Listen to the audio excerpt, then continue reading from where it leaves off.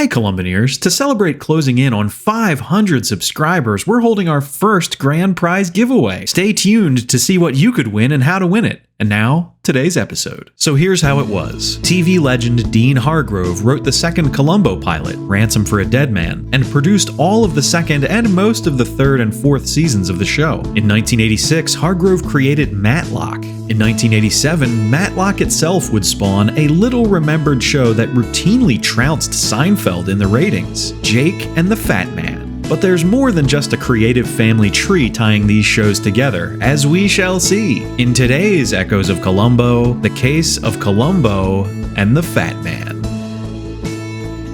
Every mystery fan knows Rex Stout's Nero Wolfe novels, where the overweight, eccentric Wolfe prefers to solve crimes without leaving his comfortable brownstone, and employs wisecracking, hard-hitting Archie Goodwin as his leg man. Jake and the Fat Man is an almost identical concept, with TV legend William Conrad, who had previously played Nero Wolfe himself, as District Attorney J.L. McCabe, backed up by Joe Penny as Jake Stiles. The show ran for 5 seasons and spawned its own spin-off series, Diagnosis Murder, starring veteran Columbo killer Dick Van Dyke. The Man That Got Away is the show's 4th episode and guest stars, of course, Robert Culp as defense attorney Harrison Gregg, guy with 2 first names. He does the classic Culp halting speech thing. Yes, I met you there. Let me handle this. And seems just as full of suppressed rage as ever. Like in Double Exposure, he uses a gun from his own office to commit a murder. It's fun watching Culp in action again. I particularly like the suspense when his secretary nearly blows his alibi. Bonnie?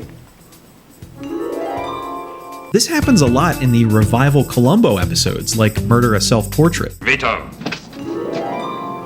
The episode follows the Columbo formula where we see the murder, the good guys figure it out, and the villain is exposed. But we also see how rushed and sloppy it all seems in 1 hour of network TV time. Jake pieces the entire crime together in a single scene. What if someone entered through the back of the house, shot Scott Hunter, shot him with a silencer, waited for her to get home, fired 3 blanks in the breezeway? And they time the route the killer had to take, which is a frequent Columbo shtick. 14 minutes. Let's nail it.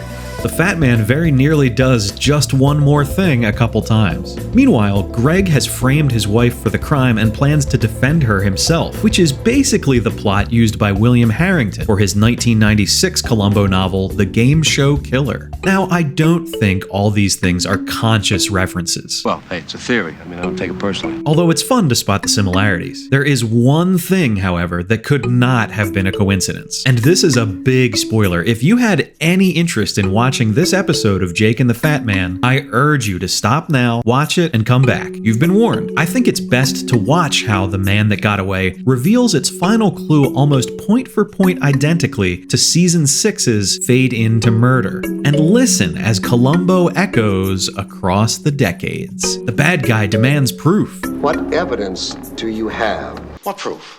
Are there fingerprints on the gun? Are my fingerprints on the gun? There are no fingerprints on that gun. However, But the thing is, you did make one mistake. he forgot something. and finally the payoff. They found one thing that hadn't been wiped clean. You remembered to clean the gun, 3 shells but you didn't remember to do the same thing with the bullets. with your fingerprints on them. That's pretty undeniable, right? Jake celebrates like a guy who just got out of jury duty. Episode director E.W. Swackhammer would go on to direct Columbo Goes to College in 1990, which featured Robert Culp. Culp himself would return as Harrison Gregg in the 4th season of Jake and the Fat Man, having gotten out of prison and become a greeting card writer. Episode composer Dick DeBenedictis, who also wrote the show's theme, scored 23 Columbos. Writer Michael Genelin never wrote anything else. Today, Jake and the Fat Man is most famous for being a Family Guy cutaway gag, but Columbo was and is a trendsetter. A decade after it first went off the air, we see shows trying to duplicate its formula and success, even down to the clues themselves. It serves as a nice reminder that even after all these years, the Lieutenant still casts a very long shadow indeed.